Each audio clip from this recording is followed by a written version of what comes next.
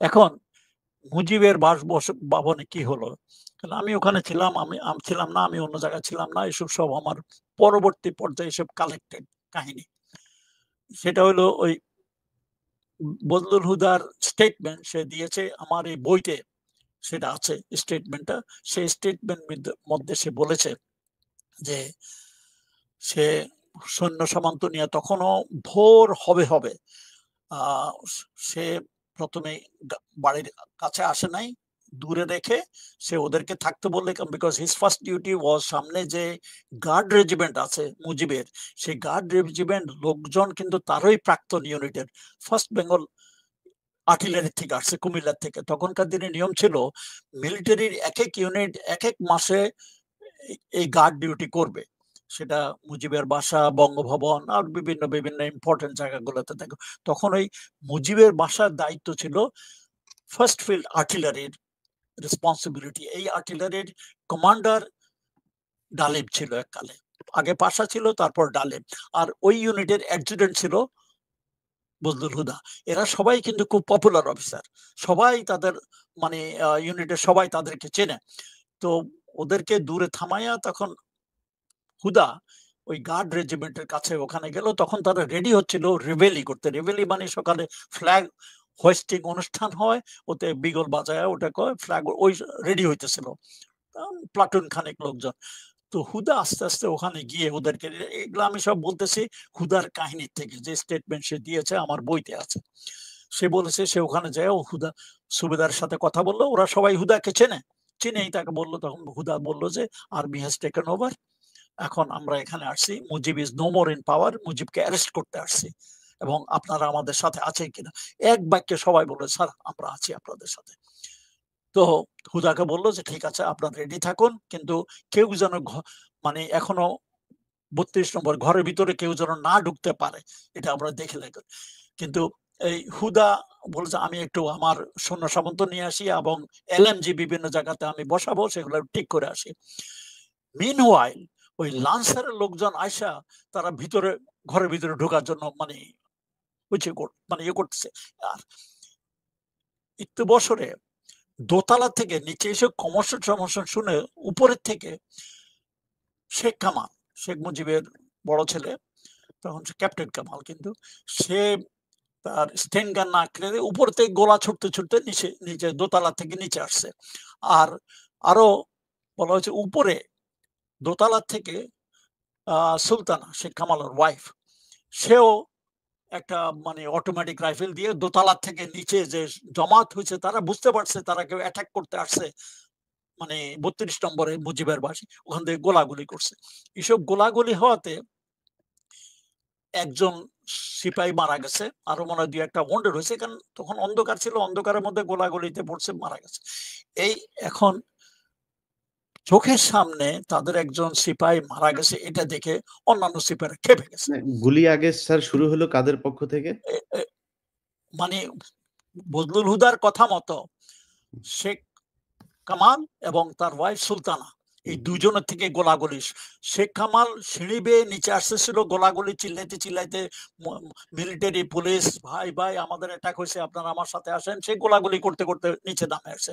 আর উপরে দোতলা থেকে সুলতানা কামাল ওই নিচে সৈন্যদেরকে গুলি করছে, ওখান থেকে শুরু হয়েছে প্রথম। তারপরে যখন ওই দেখলো যে একটা ছেলে মানে উপরের দোতলার গুলিতে একটা সিপাহী মারা গেছে আর্টিলারির নিচে সামনে, অন্যরা খেপে গেছে। তখন একজন নাকি বলে উঠলো শালার গুষ্টি শুদ্ধ শেষ করে দে। এই কথাটা কিন্তু পরবর্তী পর্যায়ে শেখ মুজিবের বাসার এক চাকর, সে লাফায় যায় পলায় অন্য জায়গাতে আশ্রয় নিচ্ছে, সে ওটা স্বীকার করেছে যে গোলাগুলি শুরু হয়েছে মানে শেখ কামাল এবং সুলতানার তরফ থেকে, উপরের থেকে, এবং ওই নিচে একজন লোক মারা গেছে, আরো হয়তো ২-১টা ওয়ান্ডেড হয়েছে। এইসব দেখে অন্যান্য সিপাহীরা খেপে গেছে, বলেছে শালার গোষ্ঠী শুদ্ধ শেষ করে দেয়। এবং ওই পর্যায়ে ওই আর্মার্ড লোক এসে ঘর মানে গেট ভেঙে ঢুকে গেছে। তো মিনওয়াইল হুদাও আসছে। এটা কিন্তু হুদা তখন অবস্থায় ওখানে ছিল না। তারা বলছে যে ঘরের ভিতরে না যেতে, কিন্তু তার কথা না শুনে সবাই এসব গোলাগুলি দেখে তারাও ভিতরে ঢুকে গেছে। তারপরে এই পর্যায়ে কিন্তু গোলাগুলি একটু বন্ধ হয়েছে। তারপরে হুদা আইসা তার লোকজন নিয়ে আবার ভিতরে ঢুকলো। By that time I think Sheikh Kamal is dead. শেখ কামালের সাথে হয়তো ইয়ে ছিল, শেখ নাসেরও ছিল সেদিন বাসায়, আরো কিছু পুলিশ দিয়ে একজন ওখানে হয়তো মারা পড়তে পারে। আর হুদা তার কিছু সৈন্য সামন্ত নিয়ে উপরে গেছে। His duty was according to him to bring Sheikh Mujib down, এবং তার সাথে তার কথা মতো মেজর মহিউদ্দিনও ছিল। তারা উপরে, আর মিনওয়াইল শেখ মুজিবও তার ঘরের থেকে বাইরে আসলে হুদা, মহিউদ্দিন ওরা শেখ মুজিবকে নিচে নামায় আসতেছিলেন, সিঁড়ি বয়ে নিচের দিকে আসতেছিলেন। যে মুহূর্তে তারা সিঁড়ি বয়ে নিচে আসতেছিলেন, অমন সময় উপরে থেকে নাকি আবার গুলিগালা শুরু করছে। এই সময় শেখ জামাল, সেও ওই রুমে, শেখ জামাল এবং সুলতানার ও দুজনেই এলোপাতাড়ি গুলিগালা শুরু করছে। এক গুলিতে এই মুজিবের পিছনে ছিল একটা সিপাই পড়ে গেছে, মানে বন্ডেড।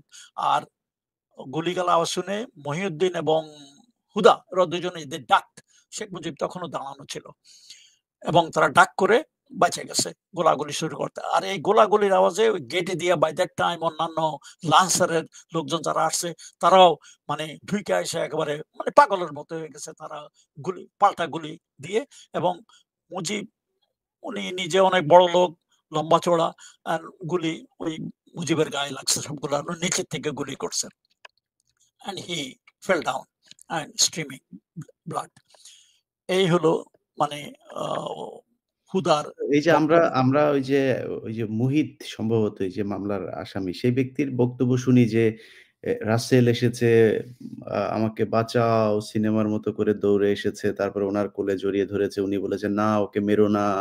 হ্যাঁ? তারপরে মানে এই যে সিনেমা নাটক এগুলো কি হয়েছিল কিনা? এটা ইলিয়াস, এটা নাটক। তুমি চিন্তা করো ওই পরিস্থিতিতে কোন একটা বাচ্চা তার মাকে ছেড়ে আসবে, বা মাওকা এরকম 10 বছরের 9 বছরের বাচ্চাকে ছেড়ে দেবে? না তার আর কোল থেকে টেনে হেঁচড়ে নিয়ে আসা হয়েছে, মুহিতের কাছে এগুলা এনেছে। এগুলা কাহিনী বানানো হয়েছে, কাহিনীকে একটা নাটকীয় মোড় দেওয়ার জন্য। এগুলো একটা মানে চিন্তা করার বিষয়।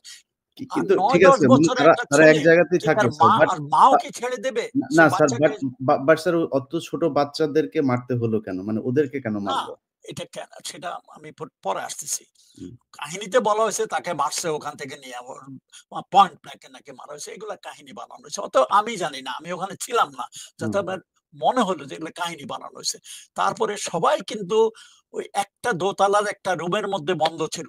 শেখ মুজিব চলে আসলো, বাকি সবাই তারা অনেক শেখ মুজিবকে মানে যাতে না নিতে পারে চেষ্টা করছিল, কিন্তু পারে নাই। শেখ মুজিব নিজে থেকে আসছে। প্রথম তো সে খালি গায়ে আসছিল, তারপরে মনে হয় হুদা বলছিল যে আপনি জামা পরে আসেন। তারপরে তাকে পাঞ্জাবি দেওয়া হলো, পাঞ্জাবি পরা ছিল, তার তাম্বাকু এসব দেওয়া হলো, ওখানে নিয়ে নিল। তাম্বাকু মনে হয় ইয়ে হুদা মনে নিজেই ওনার পাইপ এবং তাম্বাকু নিলেন। নিচে নামার সময় তখন এই গোলাগুলি হয়ে গেল আরকি। কিন্তু ওরা যখন শেখ মুজিব পড়ে গেল, তখনই আবার আরেক রাউন্ড গোড়াগড়ি উপরের থেকে শুরু হলো নিচের দিকে। তো ওই জানালা দিয়ে এই পর্যায়ে কিছু সিপাহি অ্যাকর্ডিং টু বজলুল হুদা, কারণ যেভাবে গোলাগুলি ছুটতেছে চতুর্দিকে, তারা করলো কি লব করে মানে খুব ক্রল করে ওই রুমের কাছে গিয়ে ২-৩টা গ্রেট জানালা দিয়ে ভিতরে ফালাই দিল। ইতিমধ্যে কিন্তু শেখ মুজিবের বাসা সবাই একই রুমেই, বাইরে কেউ নাই। বাইরে যারা ছিল ওরা সিপাহি-টিপাহি, নিচে পুলিশ-টুলিশ ওরা ছিল। শুধু শেখ নাসের ছিল নিচে, সে নাকি বাথরুমে পরে গুলি খাইছে, বাথরুম মারা গেছে। কিন্তু বাকি সবাই রাসেল-মাসেল সবাই মিলে ওই রুমেই ছিল। ওই গ্রেনেড অ্যাকর্ডিং টু আমি জানি না, কারণ দিস ইজ স্টেটমেন্ট ফ্রম হুদা, যে গ্রেনেড নিয়ে ২-৩টা গ্রেনেড ওই জানালার ভিতর দিয়ে কাছে ক্রল দিয়ে ড্রপ করে তারা সরে পড়ছে। ওই গ্রেনেড ব্লাস্টে সবাই মারা যায়। এই মানে পরিবার রাসেল যারা ছিল। সবাই এক জায়গাতেই ছিল, ওখানেই ছিল, এবং সবাই এক রুমেই সবাইকে মারা যায়। রাসেল নিচে বসে নাই, অন্য কেউ, শুধু শেখ কামাল নিচে মারা গেছে। বাকি সবাই ওই রুমেই ওই গ্রেনেড ব্লাস্টে মারা যায়। এখন মুজিবের মৃত্যুর পরে কোনো ফরেনসিক স্টেটমেন্ট নিছে কিনা জানি না। তারা কি গুলিতে মারা গেছে না গ্রেনেড ব্লাস্টে মারা গেছে, এটা কেউ পরীক্ষা করে নাই। হয়তো পরীক্ষা করলে দেখা যেতে পারতো তারা কিভাবে মরছে। কিন্তু সবাই ওই এক রুমে হাডলড হয়ে ছিল, ওখানেই সবাই মারা যায়। That was the end of Mujib family.